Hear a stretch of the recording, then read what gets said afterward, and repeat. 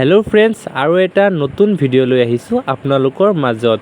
হয়, ভিডিঅ'টো চাই আপোনালোকে নিশ্চয় বুজিছে যে দশমীৰ কাৰণে পানী দিয়া হ'ব, আৰু এয়া আমি একদম ফ্ৰী দশমীৰ কাৰণে আমি পানী দিছোঁ। 5,000 পানী মংগলদৈ ভেবাৰঘাট লিটিল বজাৰ দোকানৰ পে আমি এয়া সেৱা আগবঢ়াইছোঁ। আৰু আপোনালোকে আশীৰ্বাদ কৰিব যে এইবাৰ 5,000 দিয়া হৈছে, যাতে নেক্সট বছৰত আমি 10,000 দিব পাৰোঁ।